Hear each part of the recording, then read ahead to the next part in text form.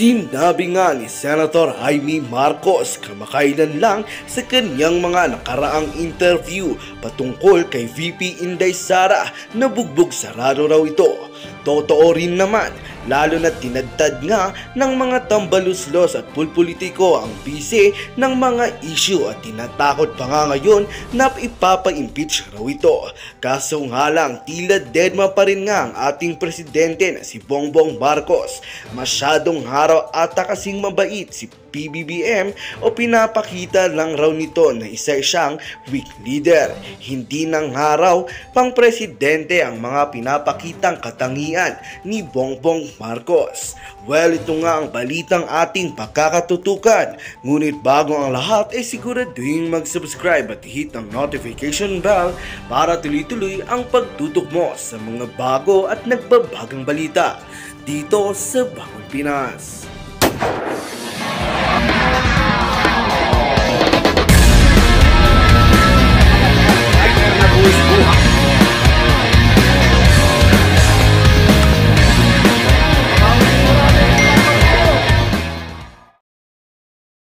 Pag-usapan natin ngayon kung ano ba talaga ang tunay na relasyon ni PBBM at saka ni VP Sara. Are they in good terms o may lamat na sa relasyon? Specifically on VP Sara dahil siya yung naagrabyado, siya ang sinisira. So, naubos na ba ang pasensya ni VP Sara? Nagsimula na ba siyang magalit sa administrasyong ito, lalo na kay PBBM na wala man lang ginagawa? Okay, so yung mga tanong na yan, ang makakasagot si Senator Jaime dahil very close sila, alam niya kung anong nangyari. Kasi nasa gitna siya PBBM, VP Sara.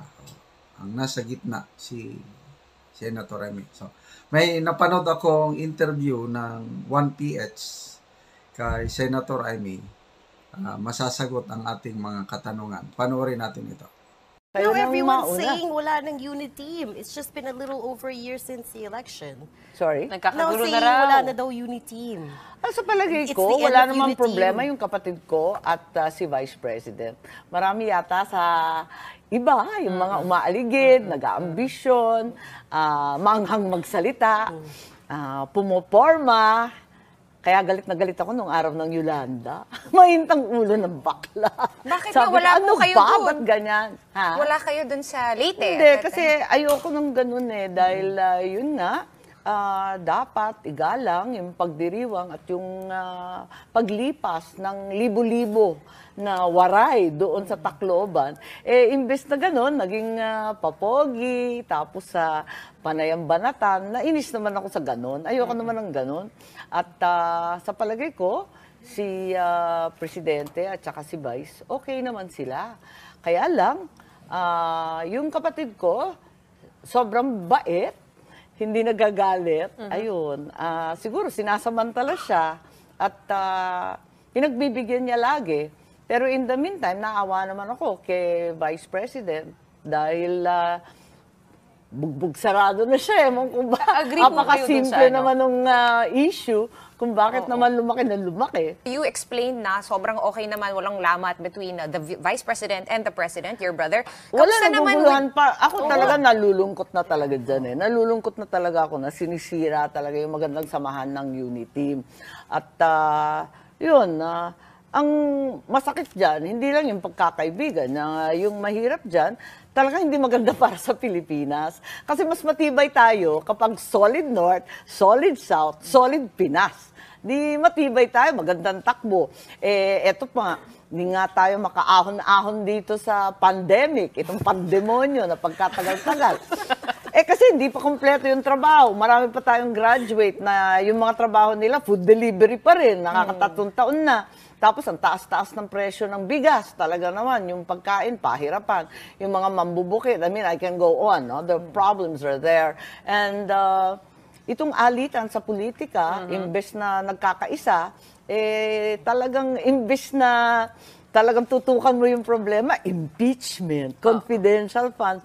Naku naman, ba't naman tayo napunta riyan? Tapos sunod-sunod, kaya mahirap sabihin na aksidente, biglang may kaso na si Presidente Duterte, biglang pinapapunta na siya sa QC Court, tapos biglang may ICC. Ano ba to? Bakit sabay-sabay? Parang napapaisip ka, sino kaya nakikialam dito? Bakit ginugulo kami? Maayos naman tayo. Hirap na ang Sino nga Pilipino. ba, Sen? May alam ka ba na hindi namin alam? Siyempre, alam natin na maraming gumagalaw sa Pilipinas. Yung foreign affairs natin ngayon, biglang nag-pivot to the United States. To be clear, you think may uniteam pa? May? Uniteam? Oo naman. Oo naman. Sa mga principal actors, matibay pa ang uniteam. Kaya lang nakakalungkot kasi maraming nakikialam. Hindi ko alam kung tagalabas or kung mga ambisyoso dito sa loob. At yung maraming marites na walang kamatayan sa Pilipinas. Okay. So, according to Senator Amy, maganda naman ang relasyon ng kapatid niya at yung best friend niya.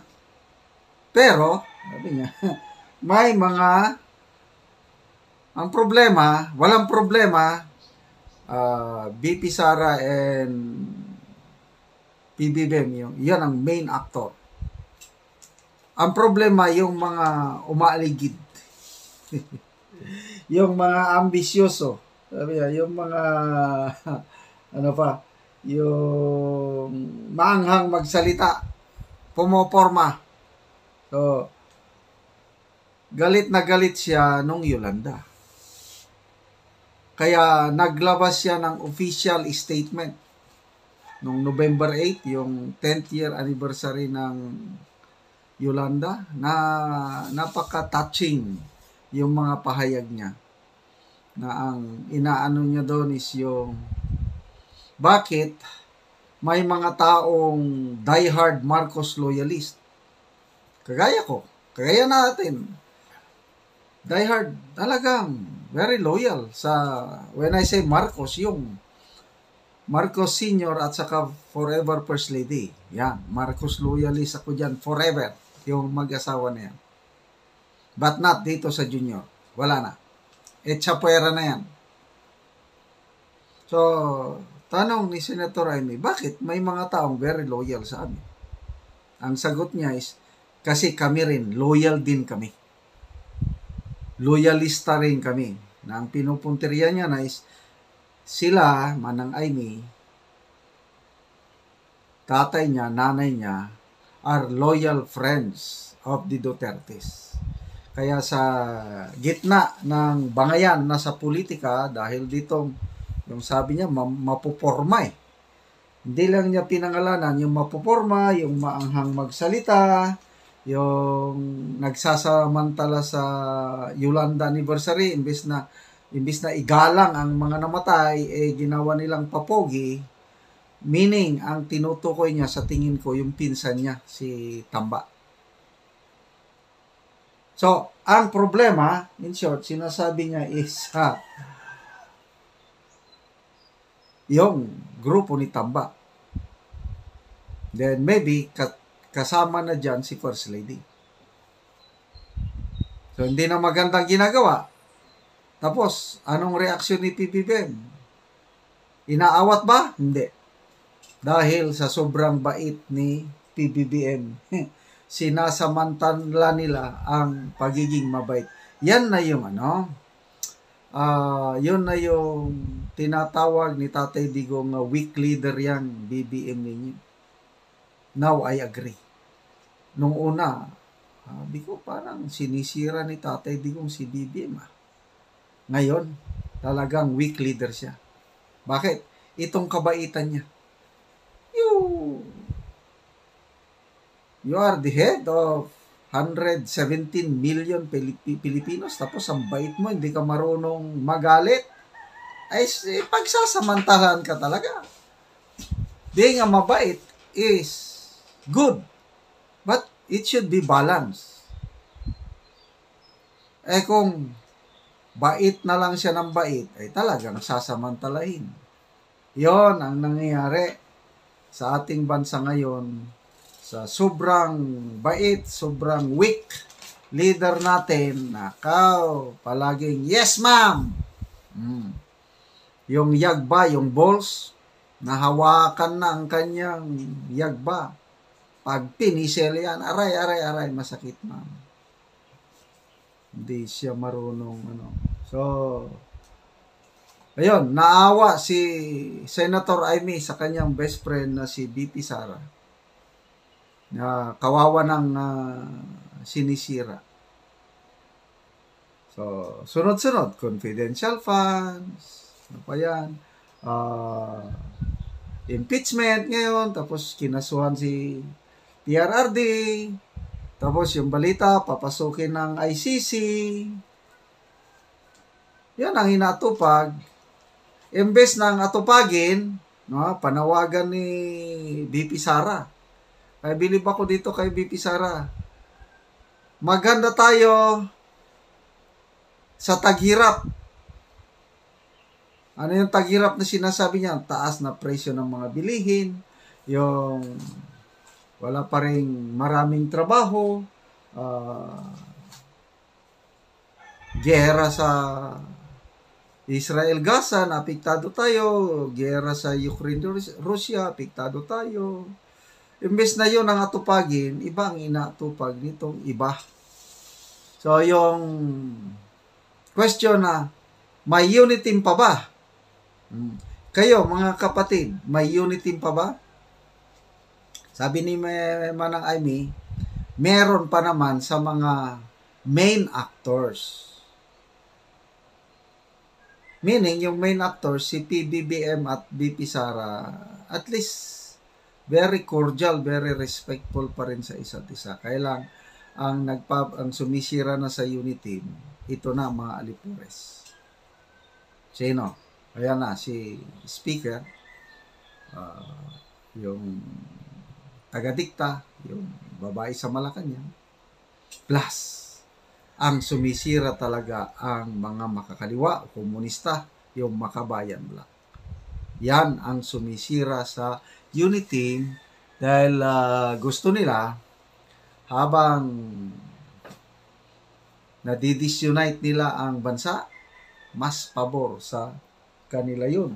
Ano pa? So, sino ba talaga ang nakikialam? Kasi hindi niya binanggit sinong nakikialam. Ang nakikialam na isa, maliban dito kay Romualdez, kay Jahas, ang ibig sabihin ni Manang Amy, ang nakikialam ang US. Dahil ang US government, takot na may isa na namang Duterte na maging presidente. Kaya as early as now, parang CIA operation na ito, pinapagalaw na ang makinaryas para sirain habang maaga pa si BP Sara.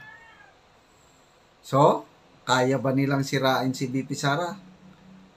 Depende na sa atin yan, mga taong bayan o mga DDS yung nagmamahal. Revelasyon ng puting ahas ni Madam Marlica na konfirmado na plano ng PBBM admin na papasukin ang ICC. Okay?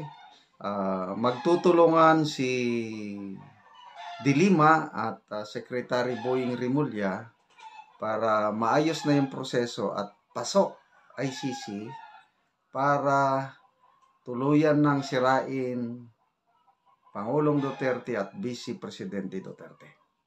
Okay, pakinggan muna natin si Madam Marlica, then magdagdag ako ng aking mga opinion. Akala nila, okay, sabi nung napagmitingan, akala daw nila mga palangga. By the way, meeting. Nasa California yung grupo ng presidente, nag-meeting sila, paano nila patahimikin ang mga kritiko. Number 1 na dyan si Marlica, si Pangulong Duterte. So, ito yung di alam ng palasyo na nandun din yung puting ahas, kaya nalaman natin kaya feedback kaagad yung puting ahas kay Marlica, unahan na para malaman natin. So, salamat sa mga puting ahas. Talagang umaasa sila dahil dito sa ginagawa nila ngayong pagigipit kay Sara ay tatahimik si Duterte. Ine-expect na nila sana tumahimik para masindak. Ang tanong, masisindak ba si Duterte? Diba? Nagsasalta na nga ngayon, di ba? So, definitely, hindi magsasawalang kibo si Pangulong Duterte dito sa mga korupsyon, sa anomalya, sa mga pulburon, dito sa smuggling, sa lahat ng mga ginagawa ni Tambaluslos, ni Lisa Smugs, at ni Puting Administration. Yan ang kanilang plano or playbook na ginagawa ni Lisa Smugs. Ngayon, mga palangga, kaya nga sabi ko sa'yo, sabi sa akin ng puting ahas kanina, sabi niya, Miss Maharlika, kailangan unahan mo na. Kailangan masabi po sa taong bayan na isa sa dahilan kung bakit napalaya talaga si De Lima ay dito nga sa ididiin nila ng ididiin si Duterte para nga naman mawala na raw sa limelight at magalit na yung taong bayan sa kay Sara at sa mga Duterte para tuloy-tuloy ang kanilang pamamayagpag ng Araneta, Marcos, Romualdez hanggang 2034 sa kay Charis. Putang ina, papayagan niyo ba itong mga buwakan ng inang to, mga jejemon na ito? Nasa mga kamay niyo, palangga. Nasa mga kamay niyo kung papayagan ninyo na papasukin ang ICC sa Pilipinas para pakialaman na naman ang ating soberenya.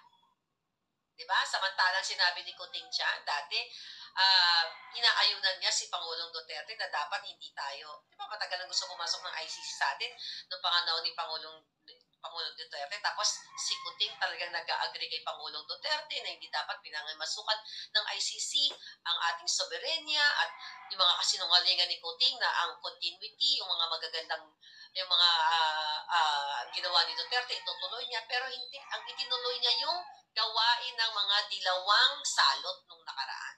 Yung pamamayagpagin ang mga droga, pamayagpagin ang mga kalaswaan, ang krimen at kung ano-ano pa. See that?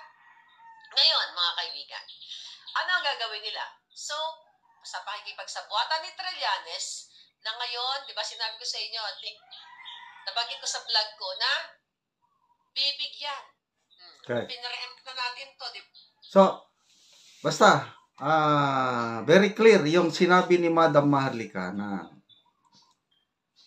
main purpose pagpalaya kay De Lima, gamitin siya na sirain si Duterte, papasukin ang ICC at magti-team up yan. De Lima, Trillanes, Rimulya para idiin si Duterte, hoping na pag example, may warrant of arrest, sigurado mag-i-issue yung ICC ng warrant of arrest pag pinapasok. Ngayon, dahil ICC na yon, ang plano nila is i-project nila na masamang presidente itong si PRRD. So they are hoping na ang taong bayan magagalit sa mga Duterte. Mawawalan ng kredibilidad ng Duterte. Yun ang kanilang assumption. But to me, nagkakamali sila. Okay? Anong kasabihan natin? You cannot put a good man down. Okay, so mamaya na natin pag-usapan itong one of the best president na Duterte. Dito muna tayo sa ating binutuhang presidente na ilang beses niyang sinabi nung interview before the election, tinatanong yung stand niya, papasukin ba ang ICC. Yung mga ibang kandidato, sina Leni, Isko, Pacquiao, Lacson, sabi nila papasukin. Si PBBM lang nagsabi hindi. Pasok sila as tourist, sabi niya. So, walang pakialam ang ICC sa atin dahil sovereign country tayo. On record yan. Hindi niya yung mababawi. O ngayon, pag pinapasok niya, Ano ngayon? Sino ang masisira? Nako, number 1, masisira si PBBM pag pinawa. Even nung presidente na siya, ang dami niyang pronouncement na hindi papasukin, hindi. Ang dami niyan. Pati si Boying, sabi niya, hindi. Chief Presidential Legal Counsel, Secretary Enrile, hindi papasukin. Arestuhin yan pag pasok. O ngayon, papasukin. Hindi ninyo maluloko ang taong bayan.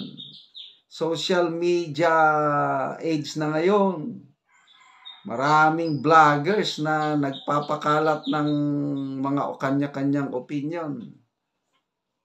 Instead na masira ang mga Duterte, lalong babango. Sa tingin ko lalong babango si Tatay Digong pagpapasukin nila ang ICC. Ang number 1 na masisira itong administrasyon ito. That's my analysis.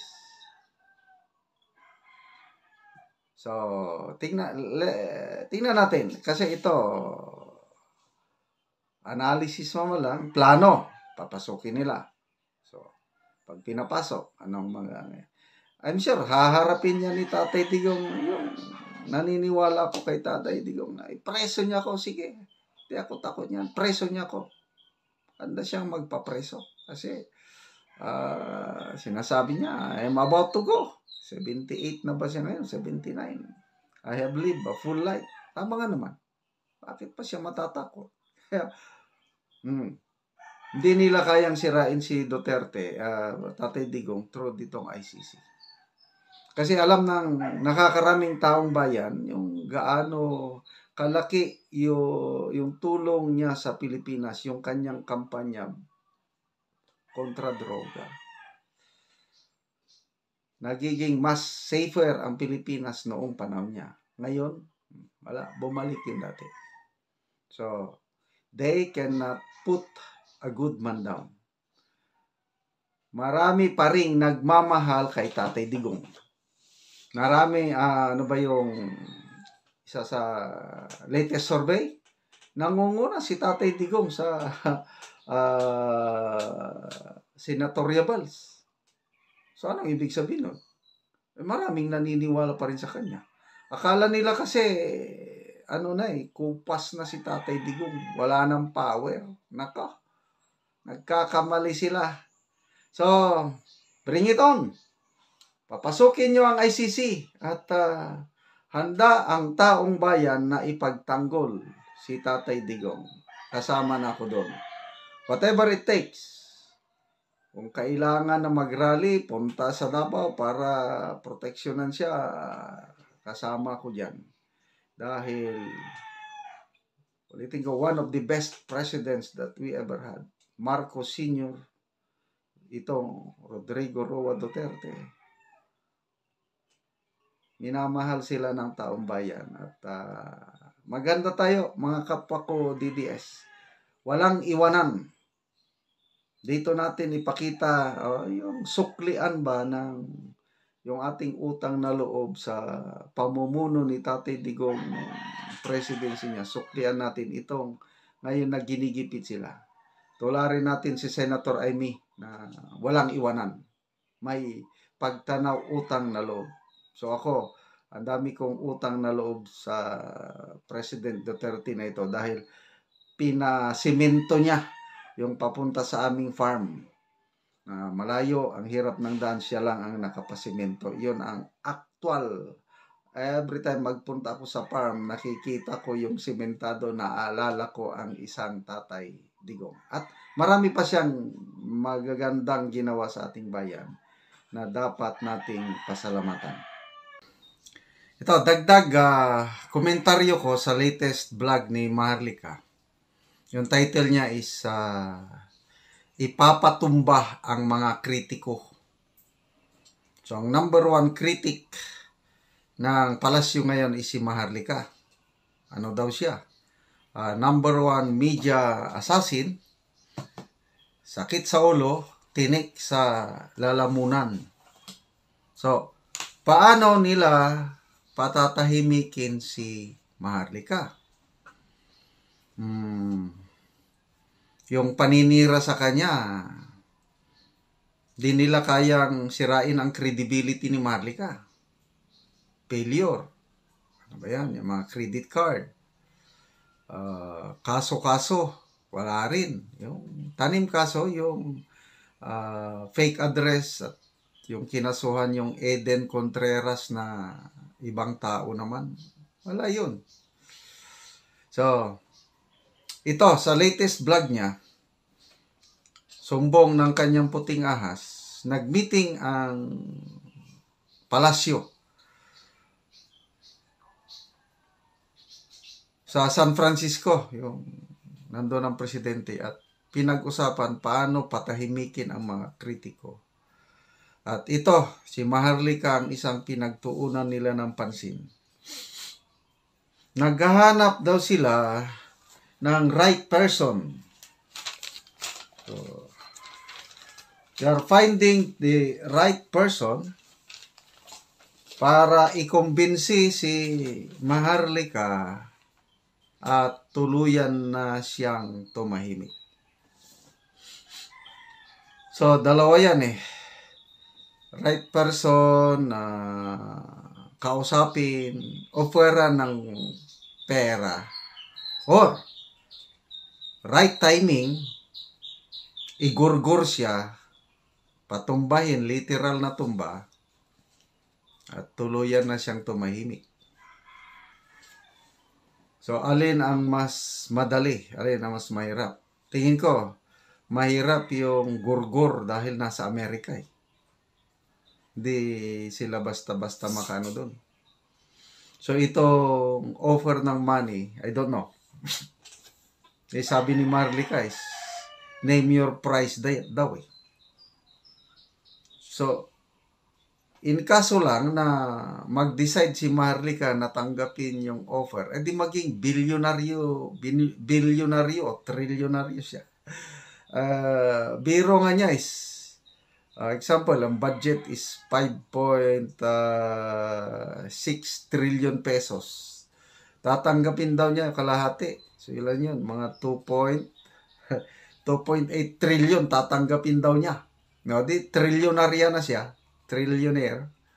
Kailang ibabalik niya sa atin, sa taong bayan, ipapamudpod para maging mayaman daw tayo lahat. But joke lang yun. So, ito, yung nakita ko. Name your price, highest, anytime maging super yaman si Maharlika. Kasi name your price, billions, trillions. But, saludo ako sa kanya dahil sabi niya, ang pera ay hindi makakapagpatahimik sa kanya. Sabi niya, sanay daw siya sa hirap, sanay magbanat ng buto.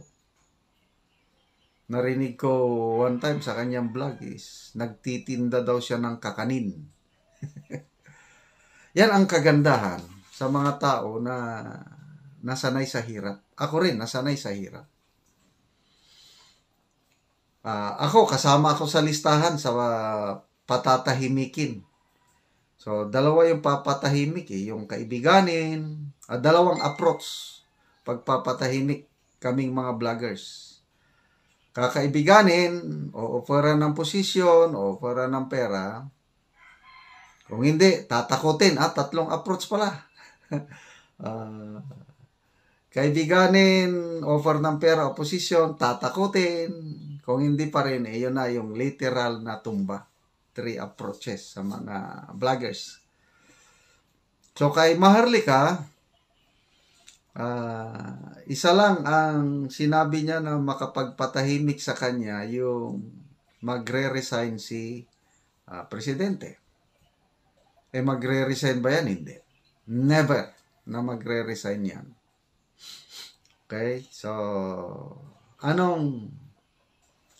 very firm ang commitment o decision ni Maharlika na hindi niya tatanggapin kahit billions or trillions. So, anong lesson dito? Money is not the center of our lives.